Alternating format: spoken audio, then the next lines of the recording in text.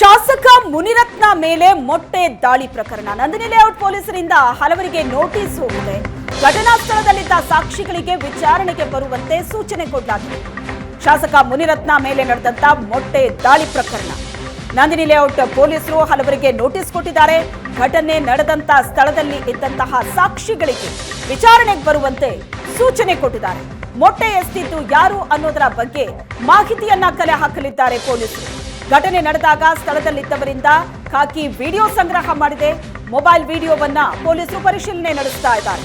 ನಂದಿನಿ ಲೇಔಟ್ನಲ್ಲಿ ದಾಖಲಾಗಿರುವಂತಹ ದೂರು ಮತ್ತು ಪ್ರತಿ ದೂರು, ಮುನಿರತ್ನ ದಾಖಲಿಸಿರುವಂತಹ ದೂರು ಒಂದು ಕಡೆ ಆದರೆ ಮೊಟ್ಟೆ ಎಸೆದವರ ವಿರುದ್ಧ, ಮೊಟ್ಟೆ ಎಸೆದವರ ಮೇಲೆ ಮುನಿರತ್ನ ಬೆಂಬಲಿಗರು ಹಲ್ಲೆ ನಡೆಸಿದ್ರು ಅಂತ ಪ್ರತಿ ದೂರು ಕೂಡ ದಾಖಲಾಗಿದೆ.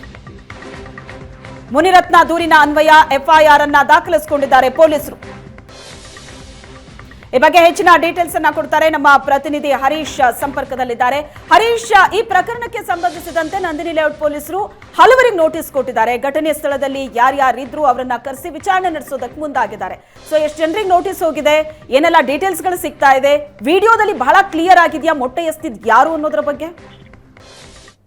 ಶ್ವೇತಾ, ಇದುವರೆಗೂ ಈ ಒಂದು ಪ್ರಕರಣಕ್ಕೆ ಸಂಬಂಧಪಟ್ಟಂತೆ ಈಗಾಗಲೇ ಮುನಿರತ್ನ ಅವರು ಕೊಟ್ಟಿರುವಂತಹ ಒಂದು ದೂರಿನ ಮೇಲೆಗೆ ಈಗಾಗಲೇ ನಂದಿನಿ ಲೇಔಟ್ ಪೊಲೀಸ್ ಠಾಣೆಯಲ್ಲಿ ಒಂದು ಎಫ್ಐಆರ್ ಕೂಡ ದಾಖಲಾಗಿದೆ. ಆದ್ರೆ ಇದುವರೆಗೂ ಆ ಮೊಟ್ಟೆ ಎಸೆದಂತ ವ್ಯಕ್ತಿ ಯಾರು ಅನ್ನೋದು ಇದುವರೆಗೂ ಗೊತ್ತಾಗಿಲ್ಲ. ನಿನ್ನೆ ಏನೊಂದು ಘಟನಾ ಸ್ಥಳದಲ್ಲಿದ್ದ ಒಂದಷ್ಟು ಜನ ಮೊಟ್ಟೆ ಹೊಡೆದ ವ್ಯಕ್ತಿ ಅಂತ ಹೇಳಿ ಆತನ ಮೇಲೆ ಒಂದು ಹಲ್ಲೆ ಮಾಡಿದ್ರು. ಜೊತೆಗೆ ಆತನ ಕೂಡಲೇ ಪೊಲೀಸರು ಕೂಡ ವಶಕ್ಕೆ ಪಡೆದಿದ್ರು. ಆತ ಸೇರಿದಂತೆ ಒಟ್ಟು 3 ಈಗಾಗಲೇ ವಶಕ್ಕೆ ಪಡೆದಿದ್ದಾರೆ. ಆದ್ರೆ ಇದುವರೆಗೂ ಏನು ಬಂಧನದ ಪ್ರಕ್ರಿಯೆ ಇನ್ನು ಮುಗ್ದಿಲ್ಲ. ಅಂದ್ರೆ ಯಾರು ಮೊಟ್ಟೆ ಎಸೆದಿದ್ದ ಆರೋಪಿ ಯಾರು ಅನ್ನೋದ್ರ ಕುರಿತು ಇದುವರೆಗೂ ಪೊಲೀಸರಿಗೆ ಸ್ಪಷ್ಟತೆ ಇಲ್ಲ. ಹೀಗಾಗಿಯೇ ಪೊಲೀಸರು ಅಲ್ಲಿದ್ದಂತಹ ಒಂದಷ್ಟು ಸಾಕ್ಷಿಗಳು ಏನಿದ್ರು ಅವರಿಗೆ ಈಗಾಗಲೇ ನೋಟಿಸ್ ಕೊಡುವಂತಹ ಒಂದು ಕೆಲಸ ಆಗಿರುವಂತದ್ದು. ಅವರನ್ನ ನೋಟಿಸ್ ಕೊಟ್ಟು ಯಾರು ಮೊಟ್ಟೆ ಎಸೆದ್ರು ಅನ್ನುವಂತರ ಕುರಿತು ತಿಳ್ಕೊಳ್ಳೋ ಸಲುವಾಗಿ ಈಗಾಗಲೇ ಅವರಿಗೆ ನೋಟಿಸ್ ಅನ್ನ ಕೊಟ್ಟಿರುವಂತದ್ದು.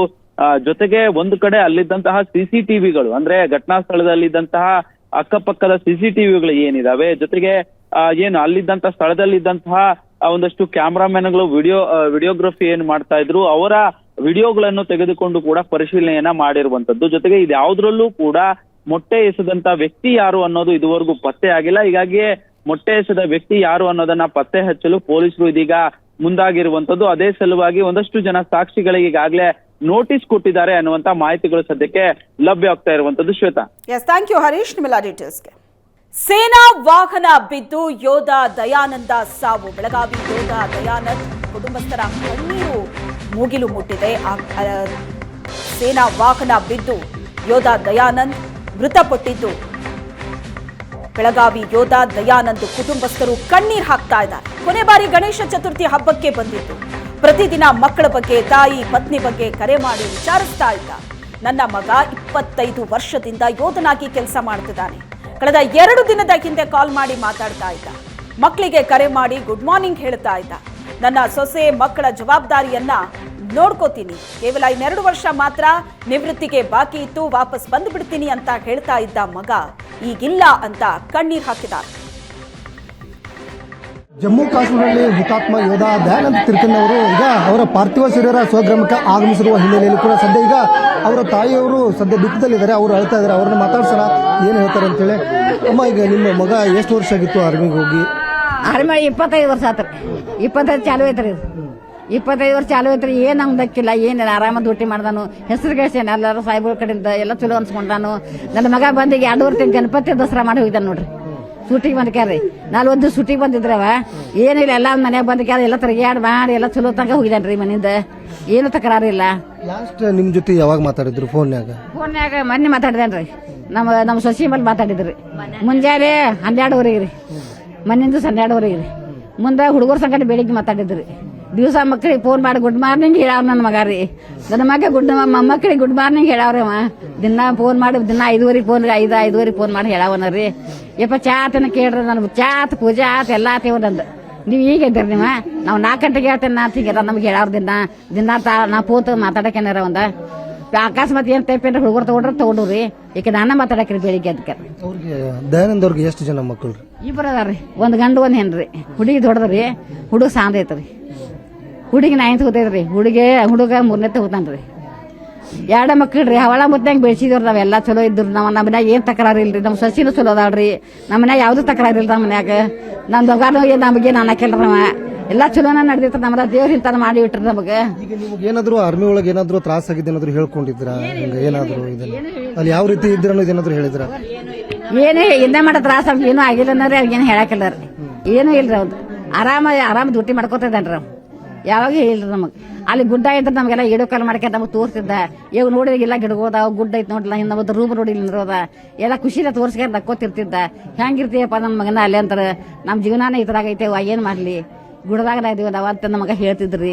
ಯಪ್ಪ ಆರಾಮಿರಪ್ಪ ನೀನು ಇದ್ರಾಗ ಹುಷಾರ್ಲೇ ಇರುವಂತ ನನ್ನ ಬಗ್ಗೆ ದಿನ ಆಶೀರ್ವಾದ ಕೊಡ್ತೀನಿ ಅವಂಗ, ನನ್ನ ಮಗ ಚಂದಾಗಿರ್ಲಿ ಅಂತ ಹೇಳ್ಕ್ಯಾರ.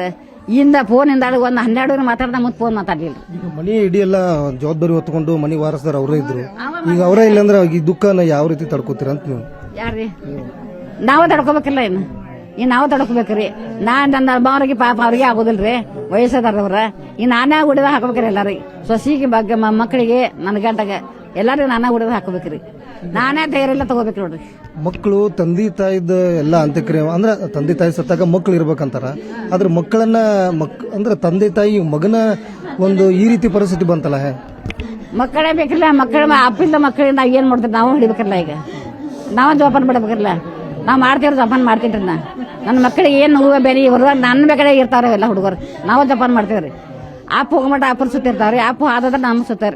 ನನಗೆ ಅಪ್ಪ ನನ್ನ ಮಗ ಯವ್ ಅಣ್ಣ ನಾವು ಯವ್ ಅಂತಾರ, ನನಗೆ ಯವ್ ಅಂತ ಹೇಳ್ಕ್ಯಾರ. ಒಂದು ಕೈ ಹೊಡ್ತಾರ ಪಾಪ ಸಾರಿ ಟ್ಯೂಷನ್ಗೆ ಹೋಗ್ಬೇಕಾದ್ರೆ ನನಗೆ ರೊಕ್ಕ ಕೊಡಿ ಅವು, ನಂಗೆ 5 ರೂಪಾಯಿ ಕೊಡಿ. ಆ ಮಕ್ಕಳಿಗೆ ಅಪ್ಪ ಇಲ್ಲ ಅಂತೇಳಿ ನಾನು ಉಸ್ಬಾರ್ದು ಅಂತ ಹೇಳ್ಕ ನನ್ನ ಮಕ್ಕಳಿಗೆ ರೊಕ್ಕ ನಾವಿಲ್ಲ ಅಂತ ಇರಕ್ಕಿಲ್ಲ.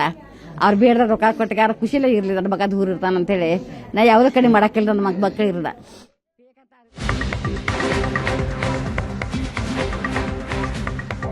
ಉಡುಪಿಯ ಯೋಧ ಅನೂಪ್ ಪೂಜಾರಿ ಅಂತಿಮ ಯಾತ್ರೆ ಕೆಲವೇ ಕ್ಷಣಗಳಲ್ಲಿ ಪಾರ್ಥಿವ ಬಿಜಾಡಿ ತಲುಪಲಿದೆ. ಸಾರ್ವಜನಿಕರಿಂದ ಯೋಧನ ಪಾರ್ಥಿವಕ್ಕೆ ಪುಷ್ಪ ನಮನ. ಮಾರ್ಗದುದ್ದಕ್ಕೂ ನಿಂತ ಸಾವಿರಾರು ಶಾಲಾ ವಿದ್ಯಾರ್ಥಿಗಳು. ಮೆರವಣಿಗೆ ಸಾಗುವ ಮಾರ್ಗದಲ್ಲಿ ಅಂಗಡಿ ಮುಚ್ಚಿ ಶ್ರದ್ಧಾಂಜಲಿಯನ್ನ ಸಮರ್ಪಿಸಲಾಗ್ತಾ ಇದೆ. ದೃಶ್ಯದಲ್ಲಿ ನೋಡ್ತಾ ಇದ್ರಿ, ಬಿಜಾಡಿ ಶಾಲೆಯಲ್ಲಿ ಸಾರ್ವಜನಿಕ ದರ್ಶನಕ್ಕೆ ತಯಾರಿಯಾಗಿದೆ. ಉಡುಪಿಯ ಯೋಧ ಅಂತಿಮ ಯಾತ್ರೆ ನಡೀತಾ ಇದೆ. ಉಡುಪಿಯ ಯೋಧ ಅನೂಪ್ ಪೂಜಾರಿಯ ಅಂತಿಮ ಯಾತ್ರೆ. ಸಾರ್ವಜನಿಕರು ಯೋಧನ ಪಾರ್ಥಿವಕ್ಕೆ ಪುಷ್ಪ ನಮನವನ್ನ ಸಲ್ಲಿಸಿದ್ರು. ದಾರಿಯುದ್ದಕ್ಕೂ ಕೆಲವೇ ಕ್ಷಣಗಳಲ್ಲಿ ಹುಟ್ಟೂರನ್ನ ತಲುಪಲಿದೆ ಪಾರ್ಥಿವ. ಆದರೆ ಮೆರವಣಿಗೆ ಸಾಗ್ತಾ ಇದ್ದು ಮಾರ್ಗದುದ್ದಕ್ಕೂ ಸಾವಿರಾರು ವಿದ್ಯಾರ್ಥಿಗಳು ನಿಂತಿದ್ರು. ಮೆರವಣಿಗೆ ಸಾಗುವ ಮಾರ್ಗದಲ್ಲಿ ಅಂಗಡಿಗಳನ್ನ ಮುಚ್ಚಿ ಶ್ರದ್ಧಾಂಜಲಿಯನ್ನ ಸಲ್ಲಿಸಿದ್ರು. ದಾರಿಯುದ್ದಕ್ಕೂ ಪುಷ್ಪ ನಮನವನ್ನ ಸಲ್ಲಿಸಿದ್ರು ಸಾರ್ವಜನಿಕರು. ಬಿಜಾಡಿ ಶಾಲೆಯಲ್ಲಿ ಸಾರ್ವಜನಿಕ ದರ್ಶನಕ್ಕೆ ತಯಾರಿಯಾಗಿದೆ. ದೃಶ್ಯಗಳಲ್ಲಿ ನೋಡ್ತಾ ಇದ್ರಿ, ಇದು ನೇರ ಪ್ರಸಾರದ ದೃಶ್ಯ. ಇದು ಉಡುಪಿಯ ಬಿಜಾಡಿಯಲ್ಲಿ ಅಂತಿಮ ದರ್ಶನಕ್ಕೆ ವ್ಯವಸ್ಥೆ ಆಗಿದೆ. ಅದಕ್ಕೂ ಮುಂಚೆ ಮೆರವಣಿಗೆಯನ್ನ ನಡೆಸಲಾಗ್ತಾ ಇದೆ. ಮೆರವಣಿಗೆ ಸಾಗುವಂತಹ ಮಾರ್ಗದಲ್ಲಿ ಸಾರ್ವಜನಿಕರು ಅಂತಿಮ ದರ್ಶನವನ್ನ ಪಡೆದಿದ್ದಾರೆ, ಪುಷ್ಪ ನಮನವನ್ನ ಸಲ್ಲಿಸಿದ್ರು. ಶಾಲಾ ವಿದ್ಯಾರ್ಥಿಗಳು ಸಾವಿರಾರು ಸಂಖ್ಯೆಯಲ್ಲಿ ಸೇರಿರೋದನ್ನ ನೋಡ್ತಾ ಇದೆ.